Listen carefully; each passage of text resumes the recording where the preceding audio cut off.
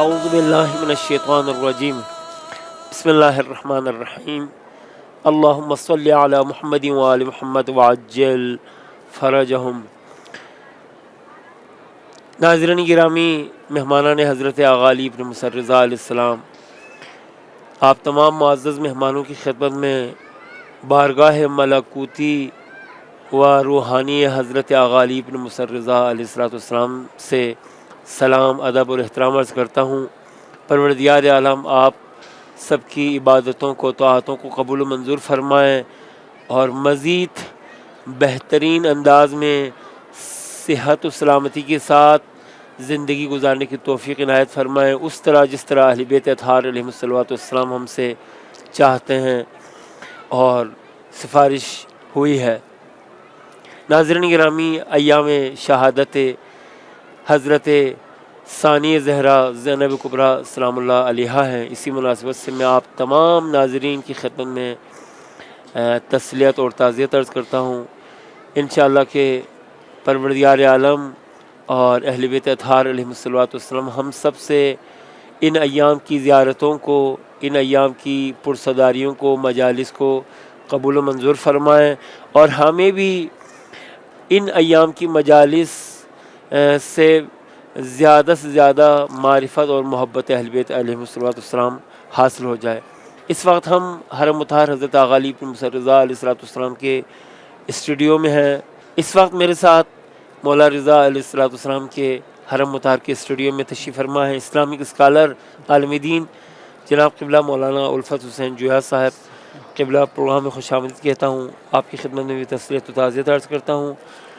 آپ بھی ناظرین سے گفتگو کا آغاز کیجیے گا سلام سے، اس کے بعد ہم السلام علیکم بڑھائیں گے۔ السلام علیکم ورحمۃ اللہ وبرکاتہ۔ بسم اللہ الرحمن الرحیم۔ میں بھی سب سے پہلے اپنے زمانہ کی عوام کی بارگاہ اقدس میں اور ناظرین کی خدمت میں ثانی زہرا زینب کبریٰ سلام اللہ علیہا کی مظلومانہ شہادت کی مناسبت سے تعزیت و تسلیت پیش کرتا ہوں، اس دعا کے ساتھ کہ پروردگار عالم ہم سب کو بی بی کے عزاداروں سوگواروں میں شمار فرمائے۔ الہ آمین۔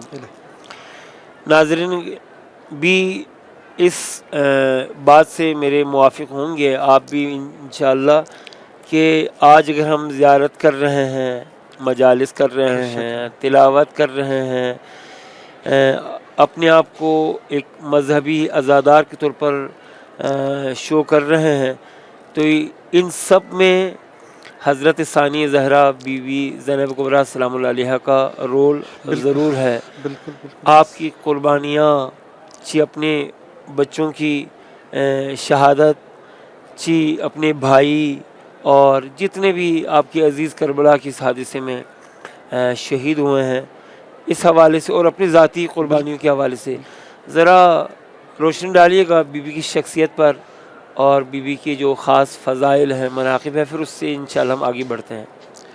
بسم اللہ الرحمن الرحیم۔ دیکھیں، میں عرض کروں کہ کسی بھی شخصیت کو سمجھنے کے لیے، جانچنے کے لیے، پرکھنے کے لیے ماہرین نے چند معیار بتائے ہیں۔ ماشاءاللہ۔ کہتے ہیں اگر آپ کسی شخصیت کو پرکھنا چاہتے ہیں، دیکھیں ان 4 معیاروں کے حوالے سے دیکھیں۔ ان سے پہلا معیار دیکھیں اس کا تعلق کس خاندان سے ہے، ماں کیسی ملی ہے، باپ کیسا ملا ہے اس کو۔ دوسرا دیکھیں اس کی تربیت کس ماحول میں ہوئی ہے، اس کے معلم کون تھے، مربی کون تھے، تربیت کرنے والے کون تھے۔ تیسرا دیکھیں خود اس شخصیت نے جو زندگی میں اس کے نشیب و فراز آئے ہیں، اس نے موقف کیا اپنایا ہے۔ اور چوتھا یہ دیکھیں کہ جو اس سے بڑی سطح کی شخصیات ہیں اس کے بارے میں کیا کہتی ہیں۔ اگر ہم ان 4 حوالوں سے دیکھنا چاہیں، پہلے خاندان دیکھیں بی بی کا، خاندان کون سا نصیب ہوا بی بی کو۔ ماشاءاللہ۔ باپ ہے تو سید الاوصیاء ہے، کیا کہنا۔ ماں ہے تو سید النساء العالمین ہے، سبحان اللہ۔ نانا ہے تو سید الانبیاء ہیں، دادا تو سید البطحا ہے، اس طرح نانی دادی، چونکہ وقت نہیں میں عرض کر سکوں، یعنی بی بی عظیم خاندان نصیب ہوئے ہے ثانیہ زہرا سلام اللہ علیہا کو. تو بس ایک عظیم خاندان. دوسرا دیکھیں تربیت کے حوالے سے دیکھیں کہ کس نے تربیت کی ہے بی بی کی، تعلیم دینے والے کون ہیں، معلم کون ہے بی بی کی. تو ذرا انسان دیکھے کہ 5 معصوم تربیت کرنے والے ہیں ثانیہ زہرا سبحان کی. اللہ سبحان اللہ. خود پیغمبر خدا، خود حضرت فاطمہ زہرا السلام اللہ علیہا، خود مولا کائنات، اور 2 معصوم بھائی، امام بھائی، یعنی 5 معصوم تربیت کرنے والے ہیں کس کی ثانیہ زہرا آغوش سلام اللہ نبوت، علیہا. آغوش امامت، آغوش عصمت و طہارت. ماشاء اللہ. یعنی تو یعنی یہ دیکھیے کہ پھر زینب نہیں بنے گی تو کیا بنے گی؟ 5 معصوم تربیت کرنے والے امیر المومنین علیہ السلام کے لیے زینت نہ بنے تو کیوں نہ بنے؟ کیوں نہ بنے؟ آخر باپ کی زینت کیسے نہ بنے؟ اور پھر اس کے بعد آ جائیں مثلا کہ دوسری شخصیات اس کے بارے میں کیا کہتی ہے. حوالے سے واقع عجیب ہیں بعض جملات بعض شخصیتوں کے کہ زینب کبریٰ کے بارے میں دوسری شخصیات نے کیا کچھ فرمایا ہے. سب سے پہلے پیغمبر خدا سے اگر شروع کریں کہ جب بی بی کی ولادت باسات ہوئی ہے، چونکہ 5 جمادی الاول سن 5 یا 6 ہجری کو بی بی کی ولادت باسعادت ہوئی ہے. روایت میں ہے کہ جب بی بی کی ولادت باسعادت ہوئی ہے تو پیغمبر خدا بظاہر سفر پہ گئے ہوئے تھے، مدینہ میں نہیں تھے. مولا کائنات گھر میں تشریف لائے، پوچھا فاطمہ زہرا السلام علیہ سے کہ اپنے بچی کے نام کیا رکھا ہے. تو فرمایا یا علی، میں آپ کے انتظار میں تھی کہ آپ آئیں گے تو بچی کے نام رکھیں گے، میں آپ کو کیسے سبقت لے سکتی تھی. تو پھر مولا نے فرمایا کہ زہرا ہم پیغمبر خدا کا انتظار کرتے ہیں، جب تک رسول خدا نہیں آئیں گے ہم خود بچی کے نام کیسے رکھ سکتے ہیں. ماشاءاللہ. پیغمبر خدا تشریف لائے، مختصر کروں، پوچھا بچی کے نام کیا رکھا ہے. فرمایا کہ یا رسول اللہ آپ کے انتظار میں تھے. فرمایا کہ میں خدا پر کیسے سبقت لے سکتا، خدا اس بچی کے نام رکھے گا. یہ دیکھیں نا، نام رکھنے والا بھی کون ہے؟ خدا بی بی کے نام رکھنے والا ہے. جبریل امین وہی لے کر آئے اور عرض کی یا رسول اللہ، خدا فرما رہے السلام دے رہے اور خدا فرما رہے آپ اس بچی کے نام زینب رکھیں. ماشاءاللہ سبحان اللہ سبحان اللہ. نام کس نے رکھا ہے؟ خود خدا نے نام رکھا ہے، پروردگار عالم نے. خدا نام رکھنے والا ہے. خدا کے سلام پہنچائے، یہ پیغام پہنچایا. اور پھر وہاں پر ہے کہ پیغمبر خدا نے اپنی نواسی اپنی آغوش میں لیا، چہرے کے بوسے لیے، بازو کے بوسے لیے، اور رونا شروع کر دیا پیغمبر خدا نے. ثانیہ زہرا نے پوچھا بابا کیا وجہ ہے؟ پھر وہاں پر پیغمبر خدا نے فرمایا ابھی جبریل امین آئے تھے، آ کر مجھے مبارک دینے کے ساتھ یہ بھی بتایا تھا کہ آپ کی اس بیٹی پر آپ کے بعد کون کون سے مظالم آنے والے ہیں. اور پھر وہاں پر پیغمبر خدا نے فرمایا تھا کہ یہ میری بیٹی جو ہے اپنی نانی خدیجہ کبریٰ کی مثل اور اس کی شبیہ ہے، جیسے میری بیٹی خاص خیال رکھیے گا. یعنی خود وصیت فرما گئے وہ پیغمبر خدا، نصیحت فرما گئے کہ میری اس بیٹی خاص ہے، میرے بعد خیال رکھیے گا. یہ فرمان کس کا؟ پیغمبر خدا کا. اس کے بعد خود مولا کائنات کے والد چند فرامین ہیں، خود مظلوم کربلا کی طرف آ جائیں. روایت میں ہے کہ جیسے جناب فاطمہ زہرا السلام علیہ جب اپنے بابا کی بارگاہ میں جاتی تھی، پیغمبر خدا اٹھ کر اپنی بیٹی کی استقبال کرتے تھے. یہی بات ہے مظلوم کربلا کے حوالے سے کہ جب بھی جناب زینب کبریٰ اپنے بھائی مظلوم کربلا کے پاس جاتی تھی، مظلوم کربلا اپنی بہن کے استقبال اٹھ کھڑے ہوتے تھے. کیا کہنا، یعنی زمانے کے امام اٹھ کر استقبال کرتا تھا کس کا؟ اپنی بہن زینب کبریٰ سلام اللہ علیہ کا. مزید دیکھیں دوسری شخصیتیں کیا فرماتی ہیں بی بی کے بارے میں.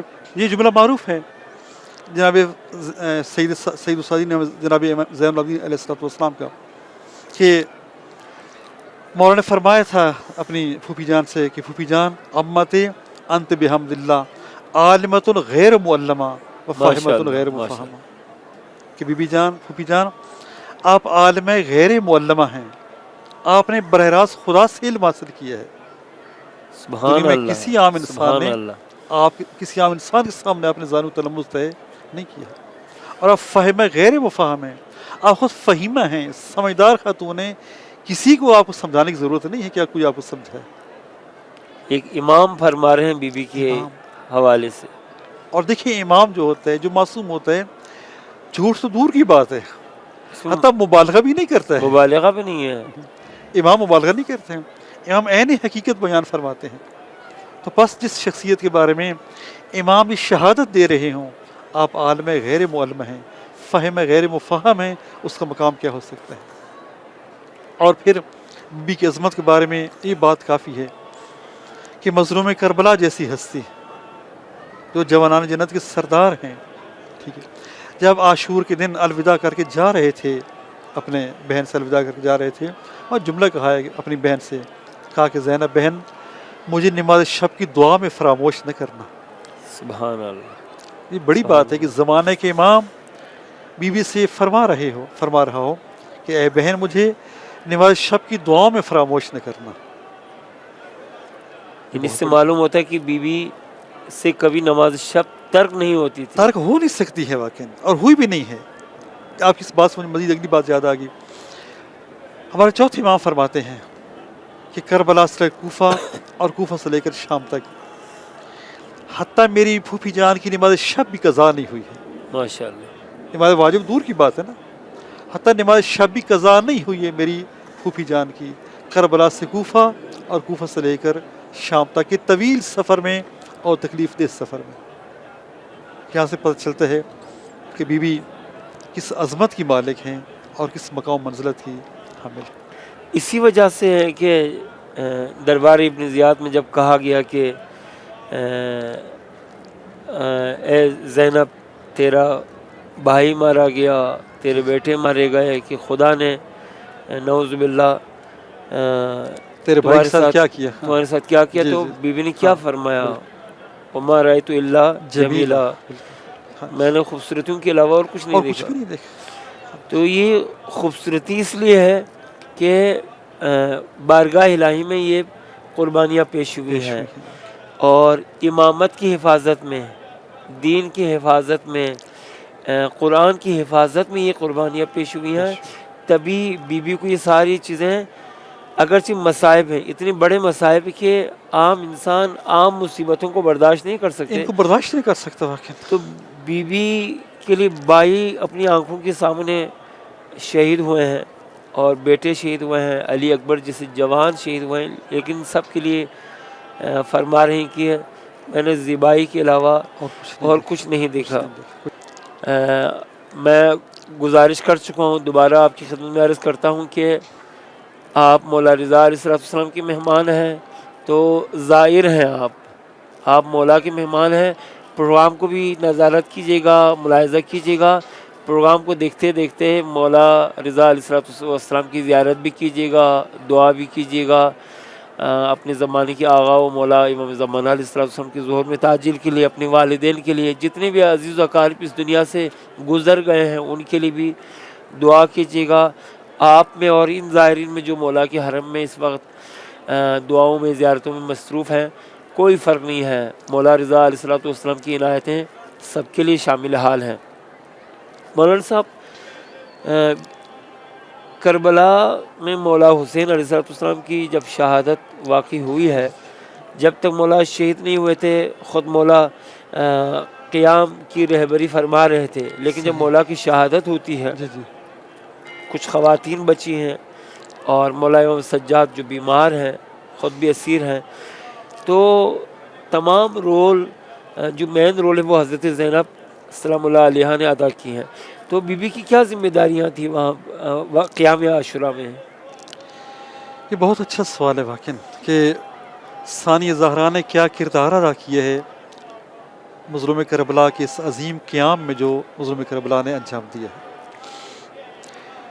بہت خوبصورت شعر ہے، مرحوم علامہ اقبال شاعر مشرقہ فرماتے ہیں کہ کتاب عشق دو باب از کربلا و دمشق، ماشاءاللہ یکی ماشاءاللہ۔ حسین رقم کر دے دیگری زینب۔ ایک فارسی شاعر کا شعر ہے، کہتے ہیں کہ سر نئے در نئے نوا می موند اگر زینب نبود، کربلا در کربلا می موند اگر زینب نبود۔ واقعی ثانی زہرا نہ ہوتی، اصلا مظلوم کربلا خون کی تاثیر جو آج ہم دیکھ رہے ہیں، یہ تاثیر یقیناً نہ ہوتی۔ کیا ثانی زہرا کا بہت بڑا کردار ہے مظلوم کربلا کے اس قیام میں؟ اس سے پہلے میں چند ذمہ داریاں ادا کروں، عرض کروں بی بی کی۔ علامہ آیت اللہ سید عبد الحسین دستگاہ شیرازی لکھتے ہیں اپنی کتاب میں کہ جب بی بی کی شادی ہو رہی تھی جناب عبداللہ اپنے چچا زاد بھائی کے ساتھ، تو مولا کائنات نے 2 شرطیں رکھی تھیں عقد کے ضمن میں۔ ایک شرط یہ رکھی تھی، عبداللہ اجازت دینا کہ شب و روز میں میری زینب ایک بار حسین کی زیارت کرے، ماشاء اللہ، اس لیے کہ میری بیٹی کو بہت عشق ہے، محبت ہے حسین کے ساتھ۔ نہیں ہو سکتا کہ شب و روز گزر جائیں اور میری زینب میرے بیٹے حسین کی زیارت نہ کرے۔ اور دوسری سبحان شرط اللہ، رکھی تھی، جب میرا حسین مدینہ چھوڑنا چاہے اجازت دینا میری زینب اپنے بھائی کے ساتھ عراق کے سفر پر جائے، اس لیے کہ جو مشن میرا بیٹا حسین لے کر نکلے گا وہ زینب کے بغیر ادھورا رہے گا، پورا نہیں ہو سکتا ہے۔ لہٰذا یہ الہی تقدیر تھی، الہی فیصلہ تھا، خدائی یعنی یوں سے خدائی انتظام تھا معصوم کے توسط سے، کس طرح مظلوم کربلا ثانی زہرا آتی اور مظلوم کربلا کا خون اور ثانی زہرا خطبہ یہ مل کر اپنے نانا کے دین کو بچاتے۔ ثانی زہرا کی جو ذمہ داری علماء لکھی ہیں واقع کربلا کے بعد، ان میں سے ایک سب سے بڑی ذمہ داری جو بی بی کی گردن پر تھی اس واقع کربلا کے بعد، وہ تھی زمانے کے امام کی حفاظت کرنا۔ یہ بہت بڑی ذمہ داری تھی بے شک، بے شک، واقعی جس کو ثانی زہرا ہی ادا کر سکتی تھی۔ آپ دیکھیں مظلوم کربلا کی شہادت کے بعد دیکھیں دشمن بہت جری ہو چکا ہے۔ مظلوم کربلا شہید کرنا آسان کام نہیں تھا، معمولی کام نہیں تھا، لیکن شہید کر دیا دشمن نے۔ اب ان کے بعد زمانے کے امام کون ہیں؟ امام زین العابدین علیہ السلام ہیں۔ لہٰذا اس زمانے کے امام کو حفاظ کرنا ایک بہت بڑی ذمہ داری تھی ثانی زہرا سلام اللہ علیہ کی۔ ایک یہ ذمہ داری تھی۔ دوسری ایک ذمہ داری مشترکہ ذمہ داری تھی ثانی زہرا کی بھی، سید سجاد علیہ السلام کی اور باقی اسرا کی، وہ تھا مظلوم کربلا کی مظلومیت کے پیغام کو آگے پہنچانا۔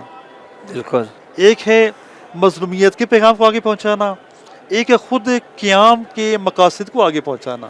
یہ دونوں ذمہ داری بی بی نے بھی ادا کی ہیں اور باقی اسرا نے بھی ادا کی ہیں۔ ایک اور ذمہ داری تھی بی بی کی، وہ کون سی تھی کہ واقع کربلا کے بعد بنی امیہ کی تحریف سے بچانا۔ کس کو؟ اپنے بھائی کے قیام کو تحریف سے بچانا، کیونکہ بنی امیہ انتہائی شاطر قسم کے لوگ تھے۔ آپ دیکھیں کہ مولا کائنات کی جب شہادت ہوتی ہے میرا مسجد میں، تو بنی امیہ نے کیا پروپیگنڈا کر رکھا تھا مولا کے خلاف شام کی سرحدوں میں، کہ جب شہادت کی خبر وہاں پہنچتی ہے تو شام کے لوگ اگشت بدندہ ہو کر یہ کہتے ہوئے نظر آتے ہیں کہ بھلا علی نماز ہی پڑھا کرتے تھے۔ تو جو بنی امیہ اس حد تک یعنی شاطر لوگ ہیں کہ مولا کائنات نعوذ باللہ یعنی بے نماز ثابت کر سکتے لوگوں کے سامنے اور ان کا اس وقت تعارف کروا سکتے ہیں، وہ یقیناً واقع کربلا کے مظلوم کربلا کی اس تحریک میں تعریف کر سکتے تھے۔ یہ بی بی کی بہت بڑی یہ ذمہ داری بھی تھی۔ اور ایک اور بڑی جو ذمہ داری تھی بی بی کی واقع کربلا کی، وہ تھی بچوں کی حفاظت تھی، اس کارواں کی حفاظت تھی۔ ایک دو واقعات بھی عرض کروں گا انشاءاللہ کہ بی بی نے کس انداز سے ذمہ داری ساریاں نبھائی ہیں۔ سب سے پہلے آپ دیکھیں کہ زمانے کی ماں کو بچانا، کم از کم 4 مقامات ایسے ملتے ہیں جہاں بی بی نے زمانے کی ماں کو بچایا ہے۔ ان سے پہلا مقام یہ تھا کہ جب شام غریبہ کو ملعون آئے ہیں نا خیموں کو لوٹنے کے لیے، پہلے خیموں کو لوٹا ہے، بعد ملعون خیموں کو جلایا ہے۔ جب خیموں کو لوٹنے کے لیے خیموں میں آئے ہیں اور شمر ملعون آیا ہے سید سجاد علیہ السلام کے بستر کے پاس، دیکھا ایک نحیف سا جوان بستر بیماری پر ہے، پوچھا کون ہے؟ بتایا کہ میں حسین کا بیٹا علی ہوں۔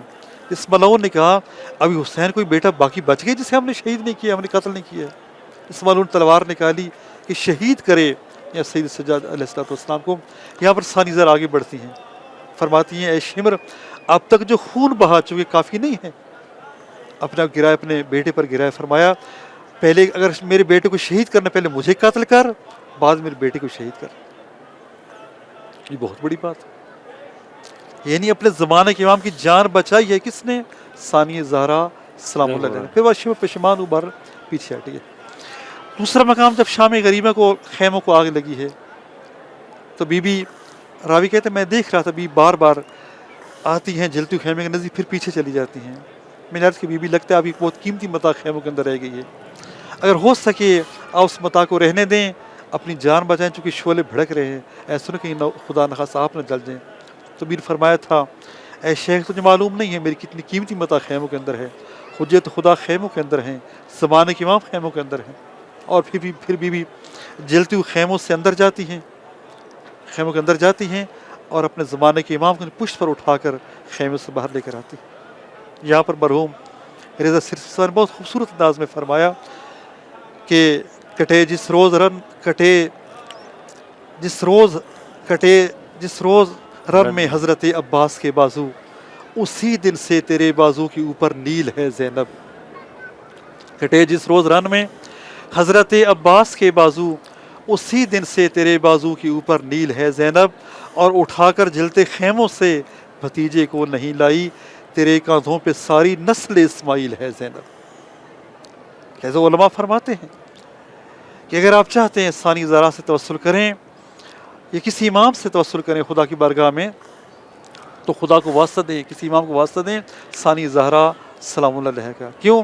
چونکہ بی بی چوتھے امام کے بعد سے لے کر آخری امام تک ہر گردن پر حق حیات رکھتی ہیں، اگر اس سے نہ بچاتی، امامت کو نہ بچاتی، امام کو نہ بچاتی، نسل امامت مٹ جاتی، ختم ہو جاتی۔ واقعی یہ سننا، یہ بولنا ہمارے لیے آسان ہے بالکل، لیکن عملی طور پر خاص طور پر جہاں پر ایک انسان کے سارے عزیز شہید ہوئے ہوں، مارے گئے ہوں، اور میدان ظلم میں، میدان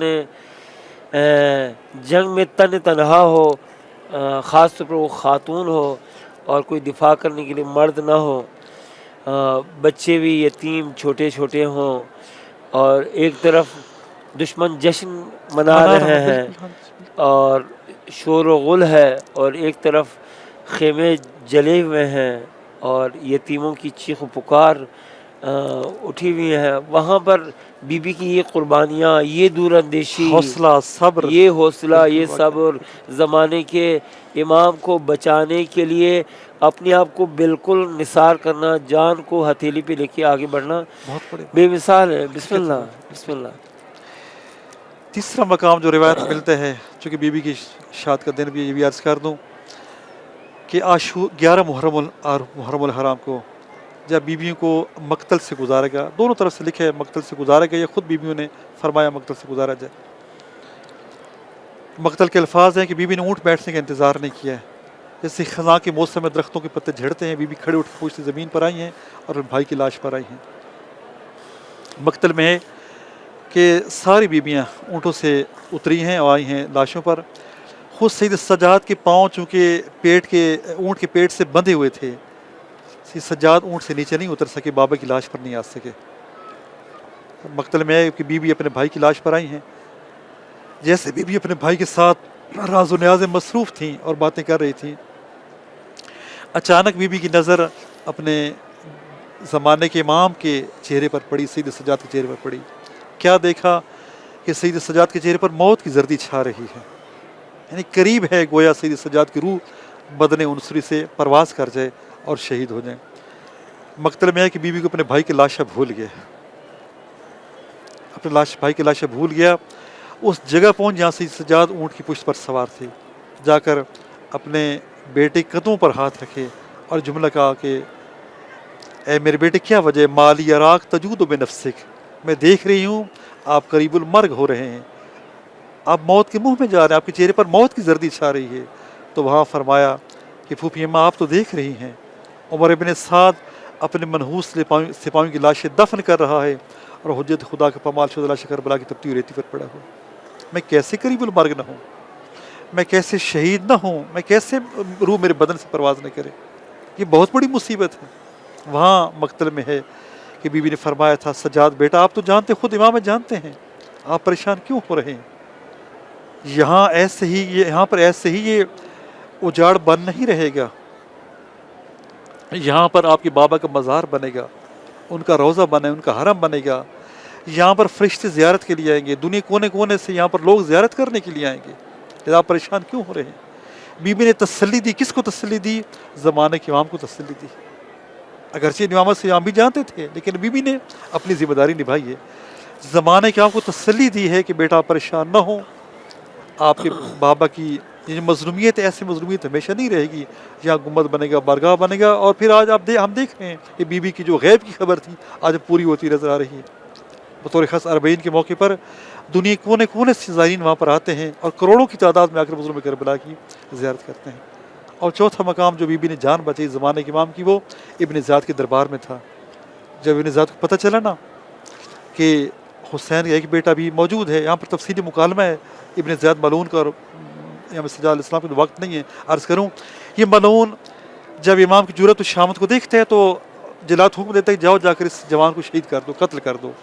یہاں پھر ثانی زار اپنے آپ کو اپنے زمانے کے امام پر گراتی ہیں اور فرماتی ہے ابن زیاد اگر سجاد کو شہید کرنا ہے پہلے مجھے قتل کر، بعد میں سجاد قتل کرنا۔ اور جب ابن زیاد ملعون یہ فداکاری دیکھتا ہے، حیران خود یہ کہتا ہے کہ عجیب ہے واقعا کہ ایک خاتون اپنے بھتیجے پر اس حد تک قربانی دے رہی ہے کہ اپنی جان فدا کرنے کے لیے تیار، لیکن اسے بچانے کے لیے تیار۔ یہ چار مقامات تھے جہاں بی بی نے بظاہر اپنے زمانے کے امام کی جان کو بہرحال بچایا۔ بی بی حضرت زینب کبریٰ سلام اللہ علیہ اگر بار بار اپنے بھائی حسین پر اس طرح فداکاریاں کر رہی ہیں، یا حضرت آقا امام سجاد علیہ السلام کو بچانے میں اس طرح فداکاریاں کر رہی ہیں، تو یہ اپنی ماں سے سیکھی ہوئی ایک کوئی شک سبق ہے، بہت پیارا نقطہ ہے واقعی، ماں سے سیکھی ہوئی سبق ہے۔ جہاں ماں نے بھی زمانے کے امام کو، بس بالکل جہاں ماں نے اپنے شوہر کو نہیں، بلکہ شوہر ہونے کے ناطے، جی زمانے کے امام ہونے کے ناطے، بالکل ولی خدا ہونے کے ناطے، جانشین رسول خدا ہونے کے ناطے محسن کو شہید ہونے کی پرواہ نہ کی، پسلیاں ٹوٹ گئیں بی بی کی، پرواہ نہیں کی، اور تن تنہا بالکل مدینہ شہر میں مسلمانوں نے حملہ کیا ہے رسول کی بیٹی کے گھر پر، کوئی شک نہیں، کفار نے نہیں، مشرکین نے نہیں، مسلمانوں نے مدینہ کے مسلمان حملہ کیا ہے، اور علی کی گریبان میں رسن ہے، اور بی بی تن تنہا دفاع کر رہی ہے۔ تو آج کیا تعجب ہے کہ حضرت زینب کبریٰ سلام اللہ علیہ اپنی ماں کی سیرت پہ چلتے ہوئے، کوئی شک نہیں، یہ صرف محبت تھی بہن بھائی کے درمیان، لیکن زمانے کے امام سمجھ کر، بالکل لیکن زمانے کے امام کی معرفت رکھتے ہوئے، بالکل زمانے کے امام کی حمایت میں، دفاع میں بیوی نے یہ قربانیاں دی، اور اپنے تمام آلام کو، مصائب کو، بیٹوں کی شہادت کو پس پردہ رکھ کے صرف پہلے مولا حسین علیہ السلام کی حمایت میں، بعد میں مولا کی نشانی اور زمانے کے آغاؤ مولا امام سجاد علیہ السلام کی حمایت اور حفاظت میں قربانیاں پیش کی۔ قبلہ بہت بہت شکریہ تشریف لائے اس پروگرام میں۔ انشاءاللہ کہ پروردگار عالم آپ سے، ہم سے اور تمام ناظرین گرامی سے ان پرسداریوں کو، ان مجالس کو قبول و منظور فرمائیں۔ ناظرین گرامی، یہ پروگرام بھی اپنی آخری لمحات تک پہنچ گیا۔ پروردگار عالم کے لطف و کرم سے ایک بار پھر یہ نصیب حاصل ہو گئی، توفیق ہوئی کہ آپ کی مولا رضا علیہ السلام کے حرم مطہر کی زیارت بھی کرائیں، اور یہاں سے ہم سب فیضیاب ہوں فضائل، مناقب و مصائب بی بی ثانی زہرا حضرت زینب کبریٰ سلام اللہ علیہ سے۔ اس وقت میں آپ سے خداحافظی کرنا چاہوں گا، اجازت لینا چاہوں گا۔ انشاءاللہ ایک بار پھر پروردگار عالم کی طرف سے خصوصی عنایت ہو کہ ہم آپ کی روحانی خدمت کر سکیں، تب تک کے لیے آپ سے اجازت چاہتا ہوں۔ التماس دعا، خدا حافظ، یا علی مدد۔ Zayna